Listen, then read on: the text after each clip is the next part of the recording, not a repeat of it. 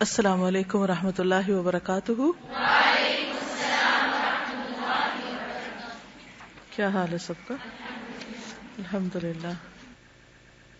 نحمده ونصلی علی رسولہ الکریم، اما بعد فاعوذ باللہ من الشیطان الرجیم، بسم اللہ الرحمن الرحیم۔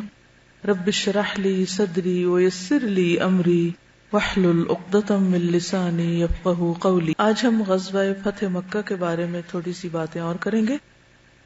آپ میں سے کوئی بتائے گا کہ اس کا سبب کیا ہوا تھا؟ نبی صلی اللہ علیہ وسلم نے مکہ پر چڑھائی کیوں کی تھی؟ اس کی وجہ کیا تھی؟ آپ بتائیے۔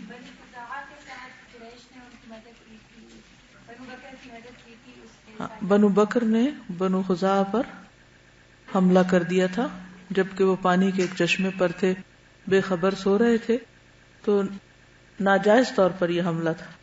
اب ہونا تو یہ چاہیے تھا کہ قریش اپنے حلیف کی مذمت کرتے، لیکن الٹا انہوں نے ان کی مدد کی۔ پھر نبی صلی اللہ علیہ وسلم کے پاس کون آیا تھا؟ اس سے پہلے بنو خزاعہ کا ایک شخص آیا تھا، ایک خزاعی آیا تھا، اس نے آ کر سارا پرابلم بتایا، جو کچھ ان کے ساتھ ہوا تھا۔ اس پر نبی صلی اللہ علیہ وسلم نے کیا فرمایا؟ جی، آپ نے ان کی مدد کا ایک طرح سے وعدہ کر لیا اور اہل مکہ کو ایک قاصد روانہ کیا اور کہا کہ وہ 3 باتوں میں سے ایک کو اختیار کر لیں۔ نمبر 1، خزاعہ کے جو لوگ مارے گئے ہیں ان کی دیت دی جائے۔ نمبر 2، جی، اور معاہدہ حدیبیہ کو منسوخ کرنے کا اعلان کریں۔ اس پر ابو سفیان کو پریشانی ہوئی اور وہ تجدید معاہدہ کے لیے مدینہ آیا، مکہ سے مدینہ آیا، نبی صلی اللہ علیہ وسلم سے ملا۔ ام حبیبہ نے کیا کیا؟ بستر لپیٹ دیا۔ حضور صلی اللہ علیہ وسلم نے اس کی بات نہیں سنی، ابو بکر نے بات نہیں سنی، عمر نے بات نہیں سنی۔ اس کے بعد کیا ہوا؟ ٹھیک ہے، اس کے بعد آپ کب مکہ کے لیے روانہ ہوئے؟ رمضان میں۔ کتنا لشکر تھا؟ 10,000 کا لشکر تھا۔ رمضان کا مہینہ، 10,000 کا لشکر۔ اب اتنے لوگ مسلمان روزہ رکھ کے جا رہے ہیں تو مشکل تو ہوگی کہ نہیں؟ آپ کو کبھی گروپ میں چلنے کا اتفاق ہوا؟ اس میں کیا مشکلات ہوتی ہیں جب بہت سارے لوگ اکٹھے چل رہے ہیں؟ کیا پرابلم آتی ہے؟ آپ تیز چل پاتے ہیں؟ مشکل ہوتی ہے نا تیز چلنے میں۔ تو بہرحال ہوا یہ کہ جابر بن عبداللہ کہتے ہیں کہ رسول اللہ صلی اللہ علیہ وسلم فتح مکہ والے سال نکلے، پیادہ صحابہ یعنی پیدل چلنے والے صحابہ آپ کے پاس جمع ہوئے، صف بنا کر کھڑے ہوئے اور کہنے لگے، ہم رسول اللہ صلی اللہ علیہ وسلم کی دعاؤں کے درپے ہوتے ہیں۔ یعنی ایک اچھے طریقے سے بات کی کہ ہمیں آپ کی دعا چاہیے۔ کہا کہ سفر دشوار ہو گیا ہے، مسافت بھی لمبی ہے، کیا کریں؟ آپ سوچ سکتے ہیں مدینہ سے آج کے دور میں بھی مکہ پیدل چلنے کا، پیدل جانے کا۔ جو لوگ مکہ سے منا تک بھی پیدل جاتے ہیں یا عرفات تک اور حج پیدل کرتے ہیں، وہ اس کو کیا سمجھتے ہیں؟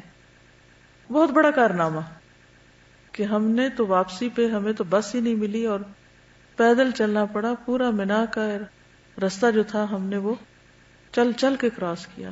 اچھا، جب چل رہے ہوتے ہیں تو مڑ مڑ کے گاڑی دیکھ رہے ہوتے ہیں کہ کوئی ٹیکسی خالی مل جائے، شاید کہیں سے کوئی لفٹ مل جائے، شاید کہیں آرام کی کوئی جگہ مل جائے، کیونکہ اس وقت بھی بہت لوگ ہوتے ہیں نا آپ کے آس پاس، آگے پیچھے، تو تھوڑا سا آپ ایک اندازہ کر سکتے ہیں، جائزہ لے سکتے ہیں۔ بہرحال رسول اللہ صلی اللہ علیہ وسلم نے فرمایا، تیز چلنے کی صورت میں مدد طلب کرو، یعنی اپنی رفتار تیز کر دو، اس طرح سفر بھی جلدی ہوگا اور تم لوگ آسانی بھی محسوس کرو گے۔ ہم نے ایسا ہی کیا، ہمیں آسانی محسوس ہوئی اور جس چیز کا ہمیں احساس ہو رہا تھا وہ ختم ہو گئی. اس سے پتہ چلتا ہے کہ آپ صلی اللہ علیہ وسلم صحابہ کو کس طرح کے سولوشن دیا کرتے تھے. انہوں نے یہ نہیں کہا اچھا تم لوگ تو ہو ہی بہانے کرنے والے، جو نہیں جانا چاہتا نہ جائے، بیٹھ جائے. یہ بھی نہیں کہا کہ اچھا پھر تھوڑا انتظار کر لیتے ہیں، جب کوئی سواریاں ہوں گی تو پھر چلیں گے. کیا کہا؟ تیز چلو. اور آپ نے دیکھا ہوگا کہ جب ہم کسی سفر میں مثلا گاڑی آہستہ سلو جاتی ہے، گاڑی میں بیٹھے ہوئے ہیں، مورائل بھی ڈاؤن ہو جاتا ہے اور تھکاوٹ سی ہونے لگتی. جتنا راستہ لمبا ہوتا ہے اتنی ہی تھکاوٹ زیادہ ہوتی. لیکن اگر فاسٹ جا رہے ہوں تو ایک نفسیاتی اثر ہوتا ہے کہ جلدی پہنچ جائیں گے، تو سفر ہلکا لگنے لگتا ہے آپ کو. اسی لیے بہت سے لوگ بےچارے گاڑیاں تیز چلا کے عام طور پر ایکسیڈنٹ بھی کر بیٹھتے ہیں، جبکہ ان کو پتا ہوتا ہے کہ ڈینجرس ہے، لیکن پھر بھی تیز چلاتے ہیں کیونکہ تیز چلانے میں ایک ایکسائٹمنٹ ہوتی ہے اور آبویسلی ایک احساس کم ہوتا ہے. پھر ساری توجہ کس پہ ہو جاتی. مختلف طرح کی چالوں کو امیجن کریں. ایک چال ہوتی ہے آپ آہستہ آہستہ، ایک شخص چل رہا ہے، ادھر دیکھ رہا ہے، ادھر دیکھ رہا ہے، اوپر دیکھ رہا ہے، ادھر دیکھ رہا ہے، وہ کب پہنچے گا؟ جو لوگ اپنے کام میں فوکسڈ ہوتے ہیں، وقت پر کام ختم کرتے ہیں، وہ کم تھکتے ہیں، ان کو کم پریشانی ہوتی. جو لوگ سستی کرتے ہیں، ڈھیلے ہوتے ہیں، ایک کام ختم نہیں ہوتا تو ایک اور آ جاتا ہے، ان کا کیا ہوتا ہے؟ ان کے لیے مشکل ہو جاتی. ٹھیک ہے، تو کام بھاگ بھاگ کے کرنے چاہیے اور خوشی سے کرنے چاہیے. مدینہ سے مکہ جتنا رستہ پیدل جانا پڑے تو بھی رفتار مزید تیز کر دینی چاہیے تاکہ تھکاوٹ کا احساس کم ہو جائے. ایک اور حدیث ہے، جابر بن عبداللہ سے روایت ہے کہ لوگوں نے رسول اللہ صلی اللہ علیہ وسلم سے پیدل چلنے کی شکایت کی. آپ نے انہیں بلایا اور فرمایا تیز چلا کرو. ہم نے تیز چلنا شروع کر دیا، اس سے ہمیں آسانی ہو گئی. یہ حکمت کی باتیں ہیں. نبی صلی اللہ علیہ وسلم کو اللہ نے حکمت عطا کر رکھی تھی. یعلمہم الکتاب والحکمہ. آپ صرف حکمت خود نہیں استعمال کرتے تھے بلکہ حکمت کی تعلیم بھی دیتے تھے اور سولوشن بتاتے تھے. اب آپ اس کو کر کے دیکھیے. بس آپ جھاڑو لگا رہے ہیں، کوئی کام کرے، سبزی کاٹ رہے ہیں، سارا دن لگے رہتے ہیں، کام ختم ہی نہیں ہوتا. لیکن جس شخص کو یہ پتا ہو کہ میرے پاس اتنا وقت ہے، اس کے بعد میرا یہ کام ہے، اس کے بعد میرا یہ کام، تو وہ کیا کرے گا؟ اس لمیٹڈ ٹائم میں اپنی سپیڈ تیز کر کے کام مکمل کرنے کی کوشش کرے گا. یہ اصول یاد رہے گا. جب تھکاوٹ ہونے لگے، سستی آنے لگے، کام کی رفتار تیز کر دیں. مطلب یہی ہے، یعنی اس تھکاوٹ کا مطلب یہی ہے کہ آپ کے کام میں کچھ کمی بیشی ہے، کہیں گڑبڑ ہے، سیدھے ہو جائیں.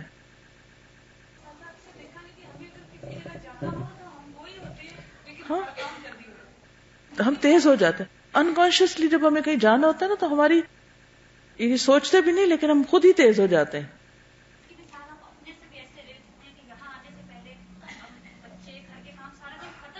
صحیح، بس وہی سب کچھ ہے. بالکل، الحمدللہ. جی، مہمانوں کی آمد پر آپ کے سارے کام تیز ہو جاتے ہیں اور جلدی سمیٹ لیتے ہیں.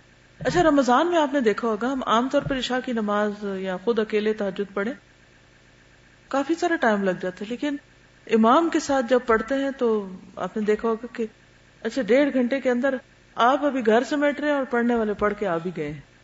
تو آپ سوچتے ہیں میں بھی کیوں نہ مسجد چلی جاؤں یا جہاں اور پڑھ رہے ہیں.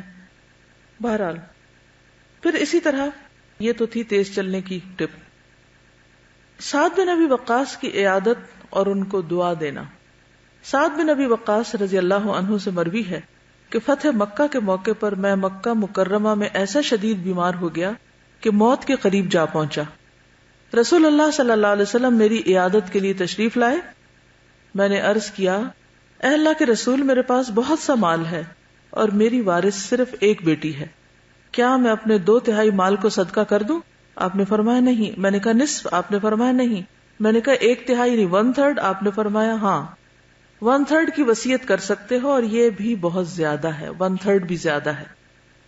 تم اپنے اہل خانہ کو اچھی حالت میں چھوڑ کر جاؤ، اپنے گھر والوں کو اچھی حالت میں چھوڑ کر جاؤ، یہ اس سے بہت بہتر ہے کہ تم انہیں اس حال میں چھوڑ کر جاؤ کہ وہ لوگوں کے سامنے ہاتھ پھیلانے پر مجبور ہو جائیں۔ تم جو کچھ بھی خرچ کرتے ہو، حتیٰ کہ اپنی بیوی کو جو لقمہ کھلاتے ہو اس پر بھی اجر دیے جاتے ہو، یعنی تمہیں اجر چاہیے نا، اجر کے لیے تم دوسروں کو دینا چاہتے ہو، تو اجر تمہیں گھر میں بھی ملے گا اگر ان کی تم ضروریات پوری کر رہے ہو۔ میں نے عرض کیا اللہ کے رسول کیا میں ہجرت سے پیچھے رہ جاؤں گا؟ آپ نے فرمایا تم میرے بعد جو عمل بھی اللہ کی رضا حاصل کرنے کے لیے کرو گے تمہارے درجے اور بلندی میں اضافہ ہوگا، کیونکہ وہ مکہ میں فوت نہیں ہونا چاہ رہے تھے کہ ان کی ہجرت کا ثواب نہ چلا جائے۔ اور ہو سکتا ہے، پھر آپ دیکھیے پازیٹو سائڈ، ہو سکتا ہے تمہیں زیادہ عمر ملے، یعنی وہ کہتے ہیں میں مرنے کے قریب پہنچ گیا اور آپ کیا بات کر رہے ہیں، ہو سکتا ہے، پاسبلٹی ہے تمہیں زیادہ عمر ملے۔ یہ اتنا خوبصورت پہلو ہے سیرت کا کہ جو ہماری زندگیوں میں مسنگ ہے۔ جب ہمارے حالات تنگ ہو جاتے ہیں نا تو ہم کہتے ہیں بس اب تو کوئی حل ہے ہی نہیں، ایسے ہی شاید زندگی گزارنی پڑے۔ بیماری ہو تو کہتے ہیں مر ہی جائیں گے، کسی انسان کا مسئلہ ہو تو سوچیں گے کہ بس یہ اب اس جگہ سے پہاڑ پتھر ہلنا نہیں۔ نبی صلی اللہ علیہ وسلم ہر مایوسی کے موقع پر ایسی بات کرتے ہیں کہ جس سے کم از کم غم اور پریشانی تو دور ہو۔ بیماری تو جائے گی ٹائم لے کر اپنا، لیکن اتنی دیر جب تک مرے نہیں کیوں مر رہے ہیں؟ یہ جو مرنے سے پہلے مرنا ہے نا اس کو چھوڑ دینا چاہیے، بس جس دن مرنا نا اسی دن مرنا ہے، اس سے پہلے ہی پریشان رہ کے اور صحت برباد، وقت برباد اور کوئی کام نہیں۔ فرمایا ہو سکتا ہے کہ تمہیں زیادہ عمر ملے، یہ عیادت کا ایک طریقہ بھی ہے، یاد رکھیے، عیادت کا مسنون طریقہ کہ آپ کسی ایسے کے پاس بھی جائیں جو بالکل ہی مر رہا تو اس کو بھی آپ کہیں کیا پتا اللہ تعالیٰ تمہیں ایسی شفا دے کہ جو اللہ زندگی دیتا ہے انسان کو تو وہ بیمار کو صحت یاب نہیں کر سکتا ہے۔ تو ہو سکتا ہے تمہیں زیادہ عمر ملے اور اللہ تمہارے ذریعے ایک قوم کو نفع پہنچائے اور دوسری قوم کو نقصان، یعنی جو ایمان والے ہیں ان کو فائدہ اور دوسروں کو نقصان۔ اے اللہ میرے صحابہ کی ہجرت کو مکمل فرما۔ پھر کیا سامنے آ رہا ہے؟ دعا، اے اللہ میرے صحابہ کی ہجرت کو مکمل فرما، یعنی یہ یہاں سے مدینہ پہنچ جائیں واپس، انہیں ان کی ایڑیوں کے بل نہ لوٹا۔ افسوس سعد بن خولہ پر، یہ مکہ میں ہی فوت ہو گئے تھے، جس پر نبی صلی اللہ علیہ وسلم افسوس کا اظہار کر رہے تھے۔ اس سے بھی پتہ چلتا ہے کہ انسان اگر ایک کام شروع کرتا ہے تو اس کو تکمیل تک پہنچائے اور اس کی نیت یعنی اللہ کے فضل و کرم سے پوری ہو۔ نبی صلی اللہ علیہ وسلم نے وہاں پر ایک بلیغ خطبہ بھی دیا تھا جس میں کچھ امور کو واضح کیا تھا، جس کی تفصیل اس کتاب میں نہیں ہے، تھوڑی سی مزید۔ نبی صلی اللہ علیہ وسلم جب فتح مکہ کے سال مکہ مکرمہ میں داخل ہوئے تو خانہ کعبہ کی سیڑھی پر لوگوں میں خطبہ دینے کے لیے کھڑے ہوئے۔ حمد و ثنا کے بعد دیگر باتوں میں یہ بھی فرمایا کہ لوگوں زمانہ جاہلیت میں جتنے بھی معاہدے ہوئے اسلام ان کی شدت میں مزید اضافہ کرتا ہے، ٹھیک ہے، لیکن اب اسلام میں جاہلیت کے معاہدوں کی کوئی اہمیت نہیں۔ یہ جو آپ نے فرمایا نا کہ اسلام جاہلیت کے معاہدوں میں اور شدت کرتا ہے، ان معاہدوں کو توڑا نہیں جائے گا، اور پھر ساتھ ہی یہ بھی کہا کہ اسلام میں جاہلیت کے معاہدوں کی اہمیت نہیں، تو یہ دو کنٹراڈکٹری باتیں بظاہر لگتی۔ مطلب اس کا یہ ہے کہ جو تو درست باتیں ہیں ان کو تو عینی ہی برقرار رکھا جائے گا، بلکہ ان کی اور زیادہ پابندی کی جائے گی ان چیزوں کی، لیکن جو باتیں جاہلیت سے تعلق رکھتی ہیں، جو شریعت سے ٹکراتی ہیں، ان کی کوئی اہمیت نہیں۔ پھر فرمایا فتح مکہ کے بعد ہجرت کا حکم باقی نہیں رہا، مسلمان اپنے علاوہ کے مقابلے میں ایک ہاتھ کی طرح ہے، سب کا خون برابر ہے، کالے گورے عربی اجمی سب کا۔ کسی مومن کو کسی کافر کے بدلے قتل نہیں کیا جائے گا، اور کافر کی دیت مسلمان کی دیت سے نصف ہے۔ اسلام میں نکاح شغار نہیں، شغار ہوتا وٹا سٹا کی شادی جس میں مہر نہیں دیا جاتا، ادلے بدلے کی شادی ہو جاتی، تبادلہ ہو جاتا ہے، لڑکیوں کا تبادلہ ہو جاتا ہے، دو خاندانوں میں نہ ایک مرد مہر دیتا نہ دوسرا دیتا ہے۔ تو اسلام میں ایسا نکاح ممنوع ہے۔ نہ زکوٰۃ کے جانوروں کو عامل کے پاس کھینچ کر لایا جائے اور نہ جانوروں والے ان کو دور لے کر جائیں، یعنی زکوٰۃ لینے والا خود جائے جگہ پر اور وہاں سے لے کر آئے، لوگ اپنی اپنی زکاتیں لے کر نہیں آئیں گے، جانوروں کی زکوٰۃ خاص طور پر۔ اور یہ بھی نہیں کہ جب پتہ چلے کہ عامل آیا تو وہاں سے لے کے کہیں اور چلے جائیں، یہ بھی درست نہیں۔ زکوٰۃ ان کے علاقے میں ہی جا کر وصول کی جائے گی، ایک ادنا مسلمان بھی کسی کو پناہ دے سکتا ہے مسلمانوں کو وہ بھی ادا کرے گا جو سب سے دور ہے. پھر نبی صلی اللہ علیہ وسلم نیچے اتر آئے، خطبہ ختم کر دیا. اسی طرح آپ صلی اللہ علیہ وسلم نے فتح مکہ کے دن نکاح متع سے بھی منع کیا. ٹھیک ہے، اس سے کیا پتہ چلتا ہے کہ آپ کی جو تعلیم تھی وہ کتنی ورسٹائل تھی. اس میں جاہلیت کے معاہدوں کا ذکر بھی ہو رہا ہے، اس میں نکاحوں کی اقسام اور ان کی ممانعت کا ذکر بھی ہو رہا ہے، یعنی خواتین کے حقوق بھی ساتھ ساتھ جا رہے ہیں. پھر اسی طرح خواتین سے متعلق تعلیم بھی آپ نے دی. مثلا آپ نے فرمایا اس دن فتح مکہ کے موقع پر کسی عورت کے لیے جائز نہیں کہ وہ اپنے شوہر کی اجازت کے بغیر کوئی عطیہ دے. یعنی اگر عورت شوہر کے مال میں سے کسی کو کوئی تحفہ ہدیہ دینا چاہتی ہے تو وہ شوہر کے علم میں لائے، الا یہ کہ روزمرہ کی کھانے پینے کی چھوٹی موٹی چیزیں ہیں تو وہ ہر وقت نہیں پوچھے گی کہ اچھا میں یہ کھانا بچ گیا دے دوں فلاں کو، اچھا یہ میرے کپڑے اب پرانے ہو گئے میں نکال دوں گھر سے، اچھا میں یہ کر لوں وہ کر لوں. یہ نہیں، مراد اس سے کیا ہے کہ کوئی ایسی چیز، مثلا شوہر نے شادی کے موقع پر گولڈ کا کوئی سیٹ دیا اور بیگم صاحبہ نے کوئی صدقے پر حدیث پڑھی یا سنی اور وہ اٹھا کے جا کے بغیر اجازت، بغیر بتائے، بغیر اعتماد میں لیے، بغیر مشورہ کیے جا کے دے آئے. ٹھیک ہے وہ آپ کا سیٹ ہے لیکن اس کے ساتھ اور بھی کسی کا تعلق ہے، یعنی دینے والے کا. تو جو یعنی زیادہ قیمتی اشیاء ہے چاہے وہ آپ کی اپنی ملکیت ہی کیوں نہ ہو، اس میں مشورہ ضروری ہے، اچھا ہے، اس سے ایک باہمی اعتماد رہتا ہے. الا یہ کہ آپ کو بالکل پرسنل مال ہے، تھوڑا بہت اس میں سے آپ دے رہے ہیں تو ہر وقت اس کی اجازت کی ضرورت نہیں. یہ شوہر کے مال میں سے بھی وہ جو انڈرسٹوڈ طے ہو جاتا ہے نا گھر میں آپس میں، وہی والی بات مزاج سمجھنے کی کہ عورت کو پتہ ہے کہ میرا شوہر کتنا صدقہ پسند کرتا ہے، کہاں تک میں جا سکتی ہوں. بہت سی باتیں بلیک اینڈ وائٹ میں نہ کہی جاتی نہ لکھی جاتی. اب گھر چلانے کے لیے کوئی لیگل ٹرمز میں تو نہیں کوئی عہد نامے لکھے جاتے کہ میں یہ وعدہ کرتی ہوں کہ میں یہ اور یہ کام نہیں کروں گی اور وہ یہ کہے کہ میں یہ اور یہ. ایسی باتیں نکاح ناموں میں بعض لوگ لکھ بھی لیتے ہیں، کسی حد تک تو پوری نہیں ہوتی. گھر چلانے کے لیے ضروری ہے کہ ایک دوسرے کے ساتھ مفاہمت رہے. پھر فتح مکہ کے دن حضرت فاطمہ آئی، حضور صلی اللہ علیہ وسلم کی بائیں جانب بیٹھ گئی. ام ہانی آئی، دائیں جانب تھی. ایک بچی برتن لے کر آئی، اس میں مشروب تھا. آپ صلی اللہ علیہ وسلم کو دیا گیا، آپ نے اس میں سے پیا اور دائیں جانب ام ہانی تھی، ان کو آپ نے دیا. کیونکہ اگر آپ کھانے کے بعد یا استعمال کے بعد کوئی چیز کسی کو دینا چاہیں تو سنت کیا ہے؟ دائیں طرف دیا جائے. آپ نے اسی طرح کیا. ام ہانی نے پی لیا اور کہا اوہ میں تو روزے سے تھی، میں نے تو روزہ کھول لیا. آپ نے پوچھا کیا یہ قضا کا روزہ تھا؟ انہوں نے کہا نہیں. آپ نے فرمایا اگر نفلی تو کوئی حرج نہیں. اس سے کیا پتہ چلتا ہے کہ اگر قضا روزہ رکھا ہوا ہو تو اس کو نہیں توڑ سکتے، لیکن ویسے اگر آپ نے جمعرات کا یا سوموار کا روزہ رکھا ہے یا ایام 20 کا یا ویسے بھی کوئی نفلی، عام طور پر بھی بعض لوگ ایک دن روزہ رکھتے ہیں ایک دن نہیں، تو وہ رکھا ہے تو اگر کوئی آپ کے گھر مہمان آیا ہے یا آپ کہیں گئے ہیں اور کسی نے کہا ہے کہ کھول لیں تو نفلی روزہ کھولا جا سکتا ہے، اس میں کوئی گناہ کی بات نہیں اور اس کی قضا کی بھی ضرورت نہیں، کیونکہ آپ پھر کسی وقت نفلی روزہ رکھ لیں گے. پھر اسی طرح اس موقع پر آپ صلی اللہ علیہ وسلم نے ایک اعلان کیا کہ ہر سیاہ اور سفید کو امن دیا جاتا ہے سوائے فلاں فلاں کے، جس کا نام آپ نے بتا دیا.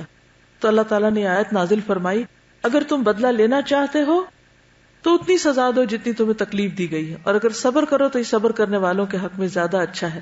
اس پر نبی صلی اللہ علیہ وسلم نے فرمایا کہ ہم صبر کریں گے اور بدلہ نہیں لیں گے، الا کہ 4-5 ایسے لوگ جو انتہا درجے کے شریر تھے ان کو ختم کیا گیا تھا. اسی طرح اس دن آپ نے برے ناموں کو تبدیل بھی کیا تھا. اب آپ دیکھیے کہ یہ سب چیزیں اس لیے میں آپ کو بتانا چاہتی ہوں کہ آپ صلی اللہ علیہ وسلم ہر موقع پر تعلیم دے رہے ہیں، ہر موقع کی مناسبت سے لوگوں کو ساتھ ساتھ ان کی اصلاح کرتے جا رہے ہیں. یعنی تعلیم کا کام صرف بند کمرے میں نہیں ہوا، صرف مسجد نبوی میں نہیں ہوا، صرف درس کے حلقوں میں نہیں ہوا، بلکہ سفر کے دوران بھی یہ سلسلہ جاری رہا. اس سے کیا بات پتہ چلتی ہے؟ سیکھنے سکھانے کا کام ہر جگہ کرنا چاہیے. مثلا آپ ویکنڈ پہ گھر جاتے ہیں تو یہ تو نہیں کہ ساری کتابیں یہاں بند کر کے اور پھر کہیں کہ اب میری چھٹی. مومن کبھی چھٹی پر ہوتا ہی نہیں، وہ چھٹی کے دن بھی کام کرتا ہے. جب ساری دنیا چھٹی کرتی ہے تو وہ اور زیادہ کام کرتا ہے، کیونکہ کسی کی موت سے اس کو کیا یاد آتا ہے کہ میں نے بھی مرنا ہے. تو میں اتنا کام کروں کہ میری موت پر لوگ چھٹی نہ کریں بلکہ کام کریں. ایسی مثالیں چھوڑ کر جاؤں دنیا میں. بہرحال تو بات یہ ہے کہ نبی صلی اللہ علیہ وسلم نے یہ تھوڑی کہا کہ اب ہم نے فتح کر لی، اب ہم جشن منائیں گے، اب سب مزے کرو. آپ صلی اللہ علیہ وسلم اس موقع پر بھی اہم ترین قانونی احکامات اور لوگوں سے متعلق معاہدوں کی باتیں سب، یعنی جہاں جہاں جو ضرورت آتی جا رہی ہے، مریض ہے تو اس کی عادت، سب کام کر رہے ہیں. تو اس پر آپ صلی اللہ علیہ وسلم نے دیکھا کہ ایک شخص جو ہے اس کا نام عاص ہے. عاص کا کیا معنی ہوتا ہے؟ نافرمان تھا. آپ نے اس کا نام مطیع رکھ دیا.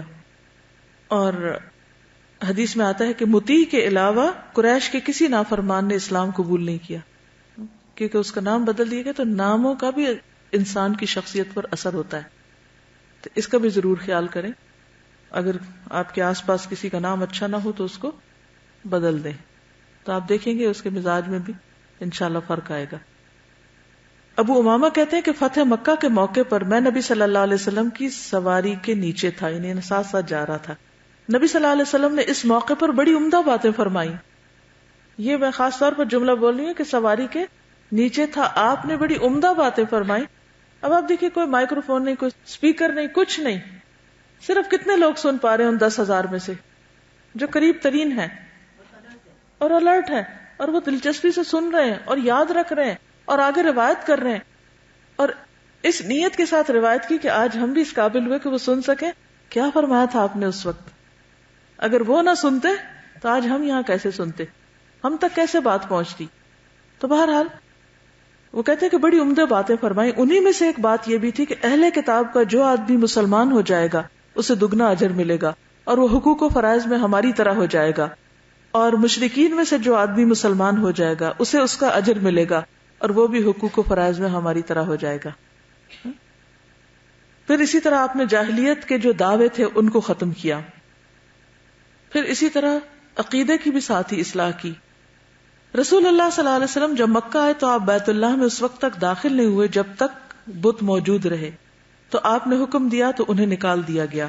ابراہیم علیہ السلام اور اسماعیل علیہ السلام کی تصویریں نکالی گئیں، یعنی وہ جو ہے نا کعبہ کے اندر، جن کے ہاتھوں میں پانسے کے تیر تھے جو باہر لگے ہوئے تھے، ان کو تو آپ نے خود توڑا تھا نا.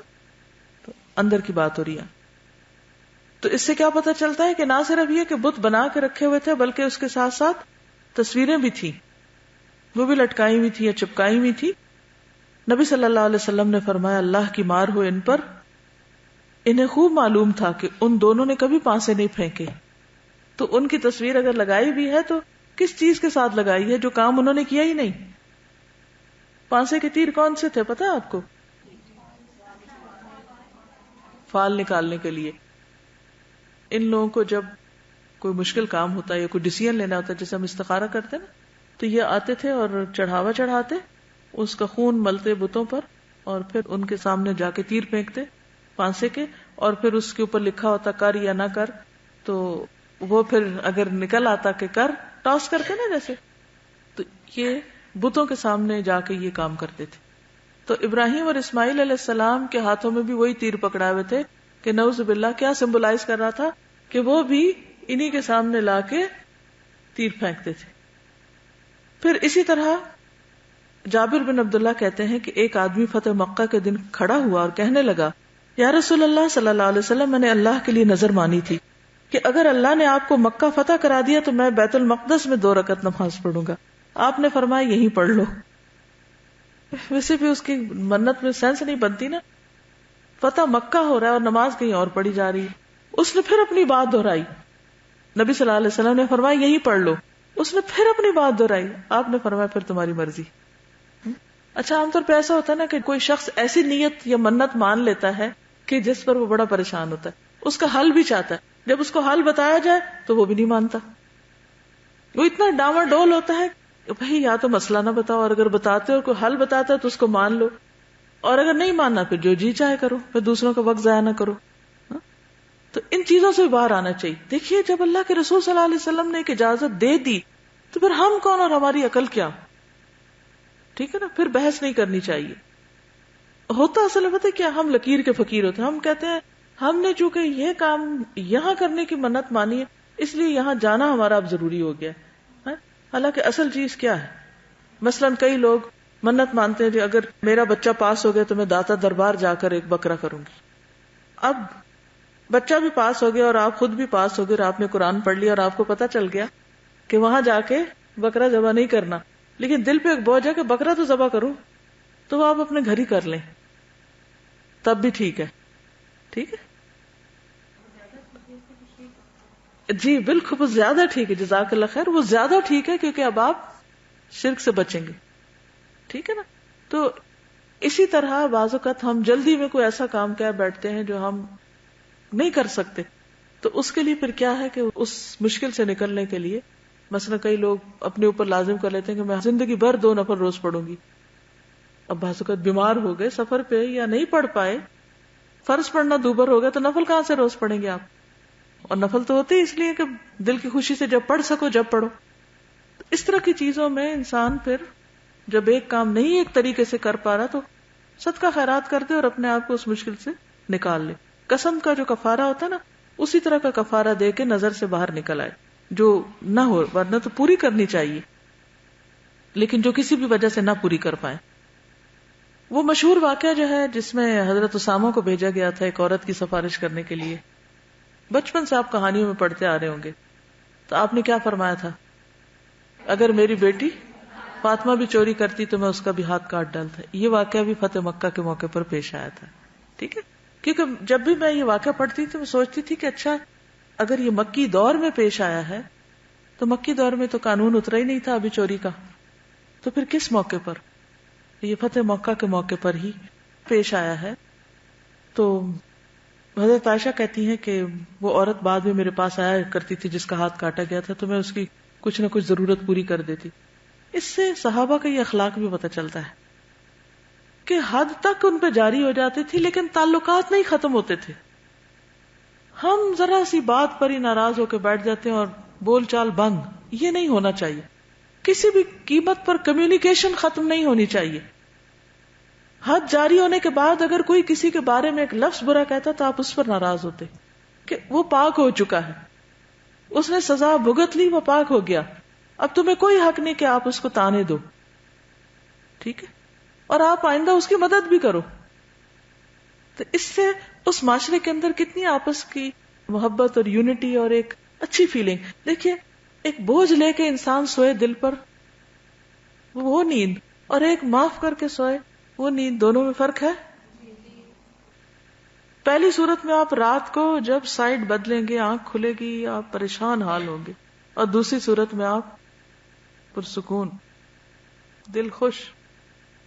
تو یہ جو دلوں کا اطمینان ہے اور دلوں کا سکون ہے یہ بہت بڑی دولت ہے، اور یہ دولت کچھ دے کے حاصل ہوتی ہے. جب بھی کچھ ملتا ہے تو کچھ دینا پڑتا ہے نا اس کے، بس وہ کیا دینا پڑتا ہے. جیسے نبی صلی اللہ علیہ وسلم کو اجازت مل گئی تھی بدلہ لینے کی، لیکن آپ نے کہا میں بدلہ نہیں لوں گا، معاف کروں گا. صبر کریں گے، معاف کریں گے. تو ایسا صبر اور معاف کرنے والوں کا پھر ریوارڈ کیا ہے کہ وہ پرسکون نیند سویا کریں. ٹھیک ہے، اب اگر آپ کی نیند میں خلل ہو تو ضرور سوچئے کیا غلط کام کیا ہے. جی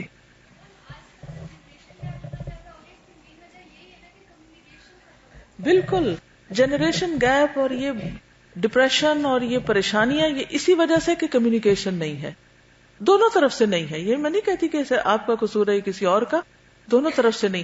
ہم بحیثیت مسلمان امت کے نبی صلی اللہ علیہ وسلم کی اس سنت کو فراموش کر چکے ہیں.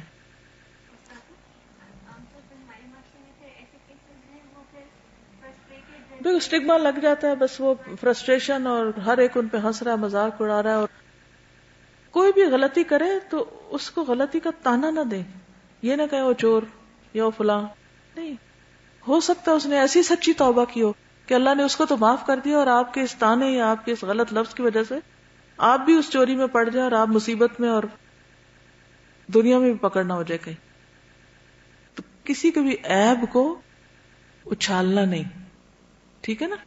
کیا نہیں کرنا؟ کسی کا عیب اچھالنا نہیں. اور کیا نہیں کرنا؟ تانا نہیں دینا. اور کیا کرنا ہے؟ کوئی نہیں بولتا تو آگے جا کے خود بول لینا. بڑا مشکل کام ہے, بہت مشکل. لیکن اس وقت اپنے آپ کو چٹکی کاٹ کے لے جانا ہے اس کام تک, احسان کرنا ہے. پھر ہم بعضوں کا سوچتے ہیں اچھا میں تو فلاں دن بولی تھی فلاں شخص سے, وہ تو پھر بھی نہیں بولا, تب میں نے دوبارہ نہیں بولنا. آخر کوئی عزت ہوتی ہے بندے کی, تو پھر ہم چھوڑ دیتے, دوبارہ پھر بول پڑے, پھر بولے. آخر وہ بندہ, اس کو ہرانا ہے نا آپ نے, اسی طرح ہرائیں گے. ٹھیک ہے. اچھا, عبد الرحمن بن اظہر کہتے ہیں کہ میں نے فتح مکہ کے دن دیکھا نبی صلی اللہ علیہ وسلم کو کہ آپ لوگوں کے درمیان سے راستہ بنا کے گزرتے جا رہے ہیں. بعض اوقات ایمرجنسی ہوتی ہے نا, تو آپ کو نکلنا پڑتا ہے, تو اس میں کوئی حرج نہیں کہ لوگوں سے کہیں مجھے راستہ دے دیجیے, جلدی ہے جلدی ہے, جیسے ایمبولینسز وغیرہ نکلتی ہیں. اور خالد بن ولید کے ٹھکانے کا پتہ لگا رہے ہیں. اس وقت میں جوان لڑکا تھا, یہ عبد الرحمن کہتے ہیں. تھوڑی ہی دیر میں لوگ ایک آدمی کو نشے کی حالت میں نبی صلی اللہ علیہ وسلم کے پاس لائے. نبی صلی اللہ علیہ وسلم نے اپنے ساتھ آنے والوں کو حکم دیا کہ ان کے ہاتھ میں جو کچھ ہے وہ اسی سے اس شخص کو مارے. چنانچہ کسی نے اسے لاٹھی ماری, کسی نے کوڑے سے مارا. نبی صلی اللہ علیہ وسلم نے اس پر مٹی پھینکی کیونکہ وہ نشے کی حالت میں تھا. یہ سب کچھ کیوں کیا؟ تاکہ نشہ چھوڑ دے. نشے والوں کے ساتھ عام طور پر ہمدردی کر کے لوگ ادھر ادھر سے پھر نشہ فراہم کر دیتے ہیں. تو نبی صلی اللہ علیہ وسلم نے جب یہ حدود نافذ کی تو اس کے بھی بھلے میں, اور سارے جو دیکھ رہے ہیں نا ان کے بھی, کہ یہ کام نہیں کرنا. پھر آپ دیکھیے کہ بیچ میں مینرز بھی آپ سکھا رہے ہیں. فتح مکہ کے موقع پر کلدہ جو ہیں انہیں صفوان بن امیہ نے نبی صلی اللہ علیہ وسلم کی خدمت میں ہرن کا بچہ اور کچھ سبزیاں دے کر بھیجا. اس وقت آپ وادی کے بالائی علاقے میں تھے. میں نبی صلی اللہ علیہ وسلم کی خدمت میں حاضر ہوا, نہ سلام کیا نہ اجازت لی. نبی صلی اللہ علیہ وسلم نے فرمایا واپس جاؤ, سلام کرو, اجازت لو اور پھر اندر آؤ. یہ اس وقت کی بات ہے جب صفوان نے اسلام قبول کر لیا تھا. صفوان بن امیہ جس کو بعد میں آپ نے ایک وادی بکریوں کی بھری دی تھی جب غزوہ حنین ہوا تھا. تو اس سے کیا پتہ چلتا ہے کہ کہیں جائیں تو کیا کریں؟ سلام اور اجازت. مجاہد کہتے ہیں کہ حضرت ابن عمر فتح مکہ کے موقع پر موجود تھے. اس وقت ان کی عمر 20 سال تھی, ینگ تھے. ان کے پاس ایک ڈٹ جانے والا گھوڑا, کبھی ایسے گھوڑے پہ بیٹھے آپ؟ اچھا یہ نہیں بیٹھے. اور ایک بھاری نیزہ بھی تھا. آپ نے دیکھو کہ وہ ٹانگے کے آگے ایسا گھوڑا لگا ہوتا ہے نا, تو بازو کا تو رک کے تو کیا کرتے ہیں, اگلے پاؤں اٹھا دیتے, اور جو پیچھے بیٹھے ہوتے ہیں وہ پیچھے ہی چلے جاتے ہیں. اور ایک بھاری نیزہ بھی تھا. وہ جا کر اپنے گھوڑے کے لیے گھاس کاٹنے لگے. نبی اکرم صلی اللہ علیہ وسلم نے ان کا نام پیار سے پکار پکار کر ان کو روکا. یعنی اس سے کیا پتا چلتا ہے کہ آپ صلی اللہ علیہ وسلم اس موقع پر بھی انسانی جذبات اور عام روزمرہ کے معمولات ان سب کو بھی دیکھ رہے ہیں ساتھ. پھر اسی طرح کچھ اور واقعات میں آپ نے کچھ جھگڑوں کا فیصلہ بھی کیا تھا. نبی صلی اللہ علیہ وسلم جب مکہ میں داخل ہوئے تو آپ نے کس رنگ کا عمامہ پہنا ہوا تھا؟ سیاہ رنگ کا, بلیک کلر کا. تو ہر وقت گرین پہننا ضروری نہیں, ٹھیک ہے نا. پھر اسی طرح آپ صلی اللہ علیہ وسلم نے وہ خود بھی پہنا لوہے کی ٹوپی. آپ کا جھنڈا سفید رنگ کا تھا جب آپ مکہ میں داخل ہوئے, اور بہت خوبصورت آواز میں سورۃ الفتح پڑھ رہے تھے, تلاوت کر رہے تھے. معاویہ کہتے ہیں کہ اگر مجھے لوگوں کے ارد گرد جمع ہونے کا اندیشہ نہ ہو تو میں آپ کی طرح خوش الہانی کر کے ویسی صورت پڑھ کے دکھاتا. فتح مکہ کے دن نماز فجر شروع کی تو اس میں سورۃ مؤمنون کی تلاوت کی. پھر موسیٰ اور ہارون کے ذکر پر پہنچے تو آپ کو کھانسی ہونے لگی, آپ نے رکوع کر لیا. اس سے کیا سیکھا آپ نے؟ کہ نماز پڑھاتے وقت اگر کھانسی آنے لگے تو یہ نہیں کہ اب کھانسی کرتے جائیں اور پیچھے انتظار کرتے رہیں کہ امام صاحب کی کھانسی کب رکے گی تو پھر ہم آگے چلیں گے. رکعت ختم کر دیں. اسی طرح حضرت عبداللہ کہتے ہیں کہ میں نے نبی صلی اللہ علیہ وسلم کو فتح مکہ کے دن نماز پڑھاتے دیکھا. آپ کے جوتے آپ کی بائیں جانب رکھے ہوئے تھے. اس سے کیا پتہ چلتا ہے؟ جوتے پاس رکھنے ہو تو بائیں جانب رکھیں. پھر اسی طرح عبد الرحمن بن نبی لیلہ کہتے ہیں کہ ام ہانی کے علاوہ ہم سے کسی نے بیان نہیں کیا, انہوں نے نبی صلی اللہ علیہ وسلم کو چاشت کی نماز پڑھتے ہوئے دیکھا. وہ ان کے گھر میں داخل ہوئے, غسل کیا, 8 رکعت نماز پڑھی. اور میں نے کوئی نماز اس سے ہلکی نہیں دیکھی، بے شک وہ رکوع اور سجود پورا کرتے تھے. اب آپ دیکھیے کہ حرم بھی قریب تھا، آپ وہاں بھی جا کے واپس پڑھ سکتے تھے، لیکن آپ نے نفل نماز گھر میں پڑھی. ٹھیک ہے. تو مکہ میں بھی اگر آپ جائیں اور عمرہ وغیرہ کریں، طواف کریں، تو فجر کی نماز پڑھ کر اگر بیٹھنا چاہیں تو بیٹھ بھی جائیں، لیکن کبھی دوسروں کے لیے جگہ چھوڑ بھی دیں اگر زیادہ دن ہو آپ کے پاس، کہ اچھا لوگ آرام سے آ کے بیٹھ سکیں، پڑھ سکیں. اسی موقع پر آپ نے حضرت فاطمہ کو اپنی وفات کی خبر بھی دی تھی، اور پھر یہ کہ جنت میں تم سب سے پہلے مجھ سے آ کر ملو گی اور تم جنت کی عورتوں کی سردار ہوگی. یہ سن کر وہ ہنسنے لگی. وہب بن منبہ سے روایت ہے، فرماتے ہیں میں نے جابر سے پوچھا جس دن مکہ فتح ہوا کیا اس دن مال غنیمت حاصل ہوا تھا؟ نہیں، مکہ فتح ہونا ہی ایک بہت بڑی غنیمت تھی، تو اس دن کوئی مال غنیمت ہاتھ نہیں لگا. ایک اور چیز، جب مکہ فتح ہو گیا تو واپسی پر آپ صلی اللہ علیہ وسلم نے اپنی والدہ کی قبر کی زیارت کی. آپ اس کے قریب ہوئے اور بیٹھ گئے، گویا آپ بیٹھ کر کسی انسان سے باتیں کر رہے ہو. آپ رو رہے تھے. عمر بن خطاب آپ کے پاس آئے، کہا آپ کیوں رو رہے ہیں؟ اللہ مجھے آپ پر قربان کرے. فرمایا میں نے اپنے رب سے اپنی والدہ کی قبر کی زیارت کی اجازت مانگی تو مجھے اجازت مل گئی. پھر میں نے بخشش کی دعا کی اجازت مانگی، مجھے اجازت نہیں ملی. اور پھر اسی وقت اس جگہ فرماتے ہیں میں نے تمہیں 3 چیزوں سے منع کیا تھا. تعلیم دیکھیں، رو رہے ہیں، بات کر رہے ہیں، جواب دے رہے ہیں، اور کہا میں نے تمہیں 3 چیزوں سے منع کیا تھا. 3 دن کے بعد قربانی کا گوشت کھانے سے منع کیا تھا، اب اسے کھاؤ اور جب تک چاہو رکھو. اور قبرستان جانے سے منع کیا تھا، اب جو جانا چاہتا ہے جا سکتا ہے. مجھے اپنی والدہ کی قبر کی زیارت کی اجازت دی گئی اور میں نے تمہیں مخصوص برتنوں میں پینے سے منع کیا تھا. سبز رنگ کا برتن جس میں روغن مل لیا جاتا تھا، روغن زفت لگے برتن، چوبی برتن سے یعنی لکڑی کے برتن سے منع کیا تھا. میں ان برتنوں کا حکم دیتا ہوں کیونکہ برتن کسی چیز کو حلال اور حرام نہیں کرتے، البتہ نشہ آور چیز سے بچنا ضروری ہے. کہاں بیٹھ کے تعلیم دے رہے ہیں، کیا کلچر ہے، کیا کلچر ہے اتنے دکھ میں. اچھا ہمارے ہاں کسی کی وفات ہو جائے یا کوئی قبرستان جائے، وہ کسی کو کوئی کام کی بات نہیں بتائے گا کہ اس موقع کے مناسبت سے اگر اس کو کوئی اچھی بات یاد آ گئی ہے تو وہ کسی سے شیئر ہی کر لے. کتنی بار ایسے ہوتا ہے کہ ہمیں لوگوں کے ساتھ ٹریول کرتے ہوئے، کھڑے ہوتے، کھانا کھاتے، کہیں جاتے آتے، راستے میں کئی اچھی باتیں یاد آتی ہیں، لیکن ہم ان کو اپنے تک ہی رکھتے ہیں، شیئر نہیں کرتے. نبی صلی اللہ علیہ وسلم کی سنت کیا ہے؟ چاہے شدید رنج ہے، چاہے سفر ہے، چاہے خوشی کا موقع ہے، کچھ ہے، آپ اپنی امانت دیتے جا رہے. اسی لیے تو جب حجۃ الوداع ہوا تو آپ نے کیا فرمایا؟ الا هل بلغت اللہم اشہد، کیا میں نے پہنچا دیا؟ اللہ گواہ رہنا میں نے پہنچا دیا، جو میرے پاس تھا میں نے سارا علم دے دیا. ہم کہہ سکتے ہیں اپنے بارے میں کہ جو مجھے آتا ہے میں شیئر کر چکی ہوں، میں نے چھپا کے کچھ نہیں رکھا، میں نے بخل نہیں کیا. کہہ سکتے ہیں. اسی لیے تو یہ بریک آ گئی ہے نا، اور جاہل امت پیدا ہو گئی ہے. اس امت میں کیوں جہالت؟ اور ہم جتنے مرضی منصوبے بنا لیں لٹریسی کو عام کرنے کے، اور ہو نہیں سکتا جب تک ہر بندہ اس کام میں نہیں لگے گا. کروڑوں کی آبادی کو کتنے اسکول بنا کے پڑھائیں گے آپ؟ ہم سب جن کو پتا ہے، اگر وہ اپنے اپنی کیپیسٹی میں اگر کوئی آپ کا کام کر رہا ہے تو اس کو سکھائیں.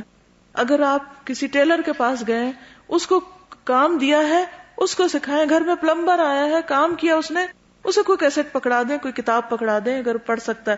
مسئلہ کیسٹ کی بات میں اس لیے کرتی ہوں کہ بہت سے لوگ کتاب دیں گے بھی پڑھ ہی نہیں سکتے، پھر کیا کریں گے؟ کچھ سننے کو ہی دے دیں. تو اسی طرح کہیں کچھ لکھ کے لگا دیں، کہیں کسی کو کچھ ہاتھ سے دے دیں، اپنے بیگ میں ایسی چیزیں رکھیں. اویئرنیس، ہر طرف روشنی روشنی روشنی، تب لوگوں کے انداز بدلیں گے. جی آپ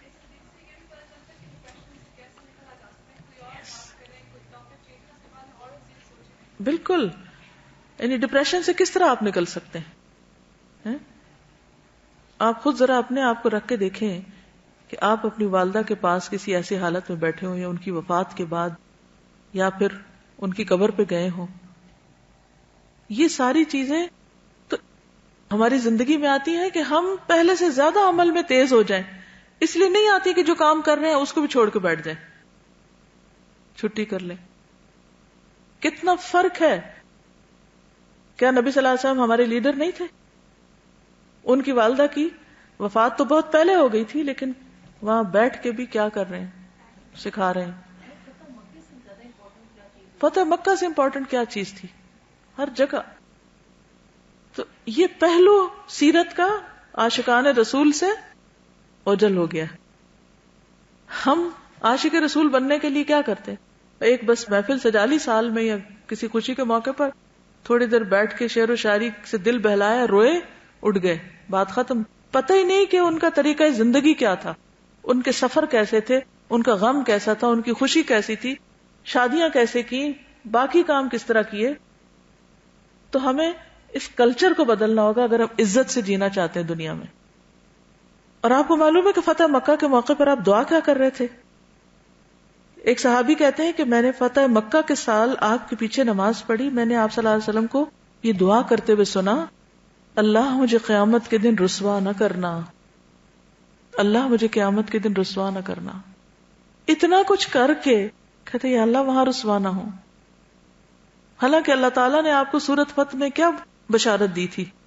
اللہ نے آپ کے اگلے پچھلے سب قصور معاف کر دیے, پھر بھی آپ اپنے لیے یہ دعا کر رہے ہیں. کیونکہ آخری دم تک انسان کو فکر رہنی چاہیے کہ کہیں مجھ سے کوئی اللہ کی ناراضگی کا کام نہ ہو جائے. کبھی اپنے اعمال سے مطمئن ہو کے نہ بیٹھ جائے کہ ہم نے اتنا کچھ کر لیا, اب مزید کی ضرورت نہیں رہی. نہیں, بہت ضرورت ہے. ہمیں کئی زندگیاں بھی اور مل جائے نا, اور ہم ساری زندگیاں بھی لگا دیں, تب بھی کام نہیں پورا ہوگا. کہاں یہ کہ ایک زندگی ضائع کر کے نکل جائیں دنیا سے. اگرچہ ایک دن آپ کا اور چلا گیا اس میں, لیکن یہ ضروری سمجھتی تھی. اس کے بغیر مجھے لگ رہا تھا کہ فتح مکہ کا صرف فتح کا پہلو تو چلا گیا, مگر تعلیم کا پہلو رہ گیا. اس کو بھی جاننا ضروری ہے.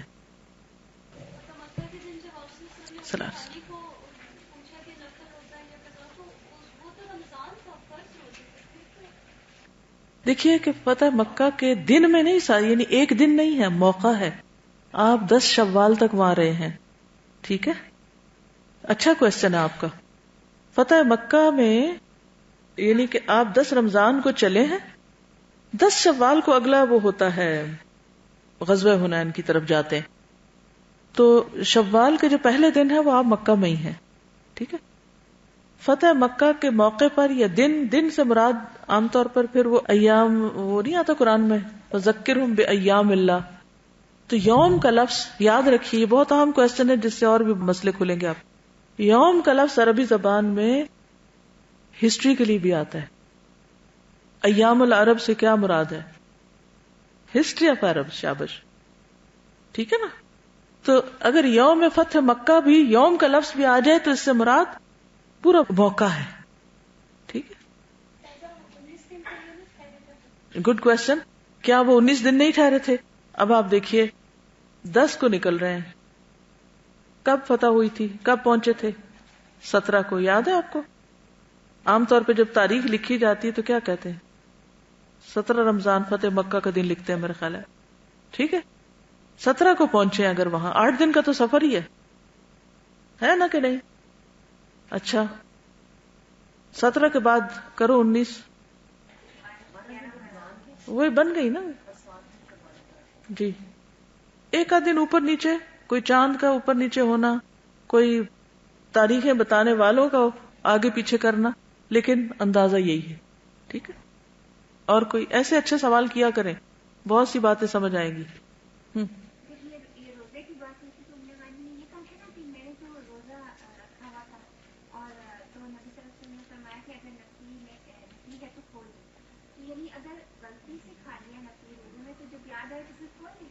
اگر کھولنا چاہیں کسی وجہ سے, سمجھے کہ بہت طبیعت خراب ہو رہی ہے کچھ, تو نفلی روزہ کھولا جا سکتا ہے. نہیں, بھول کے کھانے سے مطلب یہ ہے کہ روزہ ہو جائے گا, اگر پتہ ہی نہیں چلا اور کھا کے پھر چل پڑے تو فرض بھی ہو جاتا ہے تو نفل بھی ہو جائے گا.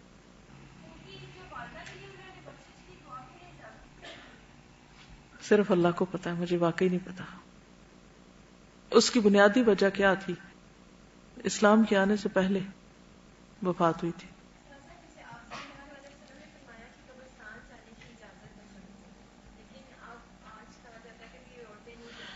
عورتوں کے لیے بھی اجازت ہو گئی تھی، صرف یہ منع کیا گیا کہ کثرت سے نہ جائیں عورتیں.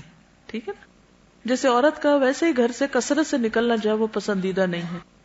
اسی طرح قبرستان بھی کثرت سے جانا، زوارات القبور کا لفظ آتا ہے جس سے منع کیا گیا. زوار کا مطلب ہوتا ہے فریکوینٹلی، ڈیلی. کیونکہ عورتیں کیا نا غمگین بہت جلدی ہو جاتی ہیں، اور پھر اگر وہ ڈیلی جائیں گی تو کیا ہوگا، وہ اس ڈپریشن سے نہیں نکل سکتی. تو عورتوں کے بھلے میں منع کیا گیا. تو بچے بھی جائیں گے اور پھر اور گھر کا کام بھی نہیں ہوگا.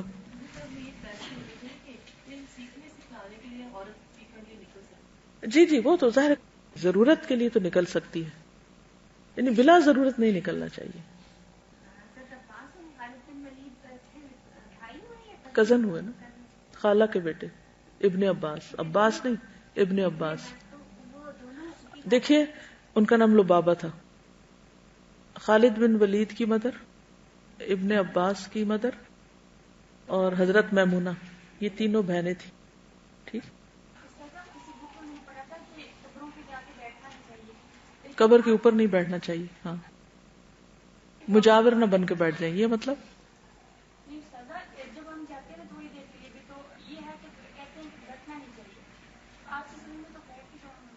یعنی یہ تو بالکل ایسا تھوڑی منع ہے کہ آپ کھڑے ہی رہیں.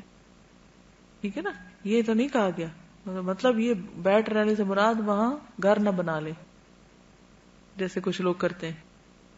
ایک اور چیز یہ کہ لینگویج جو ہے نا اس کو سمجھنا بھی بڑا ضروری ہوتا ہے. ہم بہت لٹرل جب ہو جاتے ہیں نا اور اس کے سارے کانٹیکسٹ کو نہیں سمجھتے. اب مثلا حضور صلی اللہ علیہ وسلم فرمایا بنو قریظہ کی طرف جب بھیجا، اثر وہاں چل کے پڑے اور کچھ نے دیکھا کہ وہ سورج جانے لگا ہے، ہم پڑھ لیں رستے میں، اور کچھ نے کہا نہیں ہم تو وہیں جا کے پڑھیں. آپ نے کسی پہ رد نہیں کیا. ٹھیک ہے، تو مفہوم اس سے بعض اوقات اس سے زیادہ وسیع ہوتا ہے جو ہم ایک کسی خاص حکم سے نکال کے اسی کو رکھ لیتے ہیں. جیسے ابھی یوم کی بات ہوئی تھی. ٹھیک ہے، آپ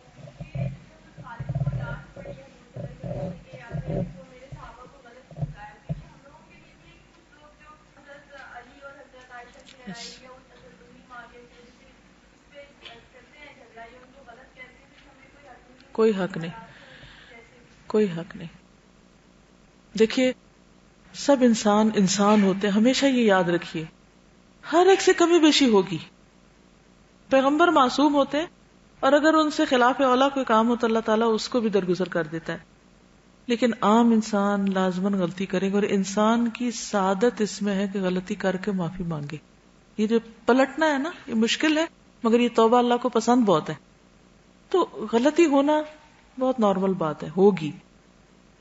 لیکن اس غلطی کی بنا پر کسی کی ساری قربانیوں کو اور کسی کی ساری نیکیوں کو ایک طرف اٹھا پھینکنا اور اس کی ساری خیر جو ہے اس کو بھول جانا، یہ انتہا پسندانہ رویہ ہے. ٹھیک ہے نا. آپ دیکھیے کہ کوئی ایسا شخص سوچئے جس نے آپ پر احسان کیا اور پھر کوئی تکلیف نہ پہنچی ہو اس سے. ایسا ہوتا ہے نا، جو لوگ ہم پر ڈھیروں احسان کرتے ہیں، کبھی ڈانٹ بھی دیتے ہیں. ماں باپ کو آپ دیکھیے، شوہر کو دیکھیے، اور جو احسان کرنے والے ان کو دیکھیے. اب آپ ان کا احسان تو بھول جائیں اور آپ اس ایک ڈانٹ کو یاد رکھیں، کون خسارے میں ہوگا؟ آپ ہی ہیں نا جو یہ غلط فیصلہ کر لیں. تو معاف کرنا سیکھیے، اسے بہت بھلائی ہے.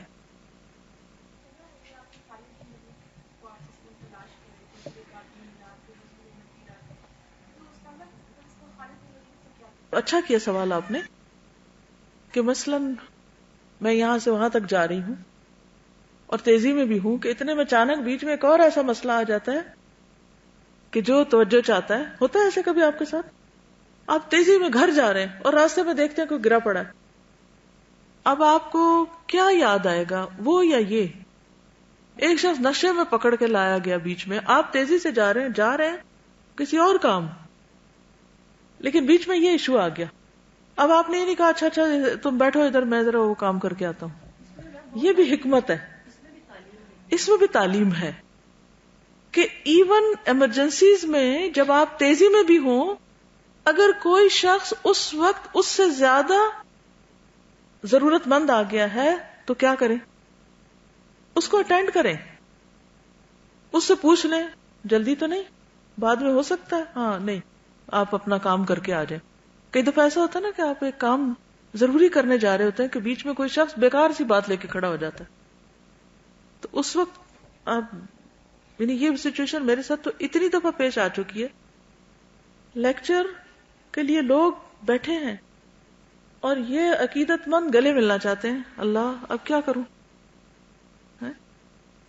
اب اگر گلے ملنا شروع کرتی ہوں، ایک کو ملے تو 10 اور لائن میں ہیں، ان کو اٹینڈ کرتی ہوں تو وہ جو لوگ گھنٹوں گھر سے نکل کے بیٹھے ہیں انتظار میں، ان کا حق مارا جاتا ہے. ہوگی نا مشکل سچویشن، تو آپ کیا کر سکتے ہیں؟ ان کو اشارے سے کہ ہاں ٹھیک ہے میں ابھی آ رہی ہوں کام کر کے، پھر آپ سے نبٹتی ہوں، کیونکہ وہ اس وقت میجورٹی اہم ہے. یہاں خالد بن ولید جو ہے وہ ان کو تھوڑا ڈیلے کیا جا سکتا، مگر اگر یہ کیونکہ آپ دیکھیں ہو سکتا ہے کراؤڈ میں ہو، اگر آپ اس وقت اس کا علاج نہیں کرتے نا تو یہ مسئلہ رہ جاتا، آپ آگے جا کے ہو سکتا ہے اور کوئی کام پڑ جاتا. تو جو مصروف لوگ ہوتے ہیں ان کی زندگی میں صرف ایک کام نہیں ہوتا کہ اسی کو لے کے بیٹھے رہے، انہیں ایک وقت میں ملٹی ٹاسکنگ بھی کرنی پڑتی ہے. ٹھیک ہے نا؟ آپ کچھ کہہ رہی تھی؟ میں کہہ رہی تھی کہ اگر جہاد سیٹ کر دی ہے نا، جی پرائرٹائز، یہ بھی بہت اہم ہوتا ہے زندگی میں کہ 2-3 ایشو آ جاتے ہیں. وہ چائے کا پانی بھی ابل رہا ہے اور ادھر سے بچہ بھی رو رہا ہے اور ادھر سے ہسبینڈ بھی بلا رہا ہے اور اس کی فون نہیں اٹھائی تو وہ شامت آئے گی. اب کیا کریں؟ بچے کو اٹھائیں گود میں، چولہا بند کر دیں، وہ بعد میں بھی دوبارہ اس کو ڈیل کر لیں گے اور فون سن لیں. بہت سی لڑائیاں کس لیے ہوتی ہیں؟ کیوں ہوتی ہیں؟ ہم اس وقت بعد میں اپنا ڈیفenس کرتے رہتے ہیں، نہیں وہ اصل میں چائے کا پانی ابل رہا تھا، اصل میں بچہ رو رہا تھا. نہیں، اس وقت سب سے امپورٹنٹ شوہر ہے، پہلے اس کو اٹینڈ کریں، بچے کو ساتھ ہی اٹینڈ کر لیں، 2 بھی اکٹھے کام ہو سکتے ہیں، اور تیسرا جو ہے وہ بعد میں ہو جائے گا. ہم خواتین گھر کے کام پہلے کرتی ہیں، بچوں کو آزاد چھوڑ دیتی ہیں گھومنے پھرنے کے لیے، غلط کام کرنے کے لیے، اور شوہر تو کسی کیٹیگری میں ہے ہی نہیں توجہ کے قابل. یہ نہیں ہونا چاہیے.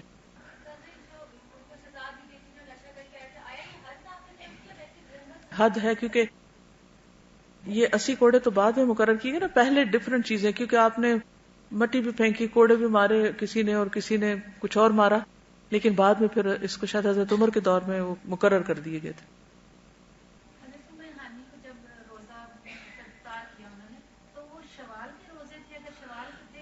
تب بھی کھول سکتے ہیں، شوال کے ہی ہوں گے، کیونکہ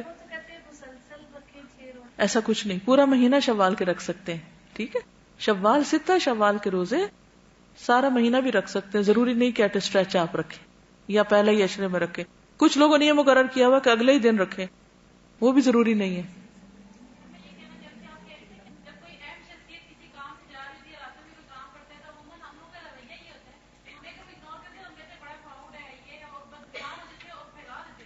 بالکل بالکل، اگر ہم میں خدا کا خوف آ جائے نا تو ہم فالتو باتیں چھوڑ دیں. یہ جو لوگوں کے بارے میں ہم فیصلے وی جمپ ٹو کنکلوژنس اور ججمنٹل ہو کے فوراً ہم بتا دیتے فلاں تو ایسا ہو گیا، فلاں تو ایسا کرتا ہے، فلاں ایسا کرتا ہے. آپ کو نہیں پتا دوسری طرف، دوسری رخ نہیں معلوم. آپ کو کیا پتا، ہو سکتا ہے وہ واش روم جا رہا ہو. ہاں بات تو نہیں ہے اچھی، لیکن بعض اوقات ہم انسانی ضروریات کا بھی خیال نہیں کرتے. ہم نہیں سوچتے کہ ایک شخص 2-3 گھنٹے سے بیٹھا ہے اور وہ تھک بھی سکتا ہے، اس کو کوئی شدید ایمرجنسی بھی ہو سکتی ہے، کچھ بھی ہو سکتا ہے. ہم چونکہ صرف خود کو دیکھنے کے عادی ہیں، دوسرے کو نہیں. تو دوسروں کی ضروریات کو سمجھیے. جی خط بھیج دیا تھا ابو حاتب بن ابی بلتا. یس بالکل. اب حاتب بن ابی بلتا نے جو خط بھیج دیا تھا وہ خاتون کی رکا دے کر، تو حضرت عمر نے کہا کہ میں اس کی گردن اڑا دوں، تو آپ نے فرمایا نہیں، تمہیں کیا معلوم، شاید اللہ تعالیٰ نے جی بدر والوں کو جھانک کے دیکھا اور کہا کہ میں نے جو ان کو معاف کر دیا. تو آپ نے ثابت بھی ہو گیا تھا کہ رکا نکل آیا، بہت بڑی بات تھی، لیکن آپ نے معاملے کو روک لیا. تو اس میں حکمت ہم سب کو سیکھنے کی ضرورت ہے. جلد باز ہیں ہم، اور بہت سے کام جلد بازی میں خراب ہوتے ہیں. العجلۃ من الشیطان، جلد بازی شیطان کی طرف سے ہوتی ہے. وہ جلد بازی کے ذریعے ہم سے غلط کام کرواتا ہے. آپ اگر اپنی غلطیوں کو سوچیں نا کبھی، کوئی بھی جو ہے، تو اس کا انالائز کریں کہ ریزنز کیا تھی. ان میں ایک بڑا پارٹ جلد بازی ہوگی. ٹھیک ہے،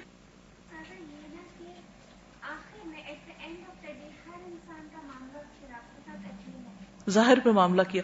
ابھی تو میں آج جب یہ پڑھ رہی تھی اگلا غزوہ حنین، 2000 لوگ مکہ کے نیو مسلمز میں سے آپ کے لشکر میں شامل ہوئے. 10,000 آپ پیچھے سے آئے تھے، 2000 یہ، 12,000 کا لشکر حنین کی طرف گیا تھا. میں سوچ رہی تھی کہ ابھی تو کل مسلمان ہوئے ہیں، اتنا ٹرسٹ کہ ان کو فوج میں شامل کر لیا اور ساتھ لے گئے. اور آپ دیکھیں عمرو بن العاص ابھی مسلمان ہوئے ہی ہیں تو ان کو ایک امیر بنا کے بھیج دیا. یہ جو ٹرسٹ ہے نا لوگوں پر کہ اچھا کرو، تم بھی آؤ، تم بھی کام کرو دین کا، تم بھی کرو. باقی اگر کوئی دھوکہ دے رہا ہے، کوئی غلط کر رہا ہے، اس کا معاملہ اللہ کے ساتھ.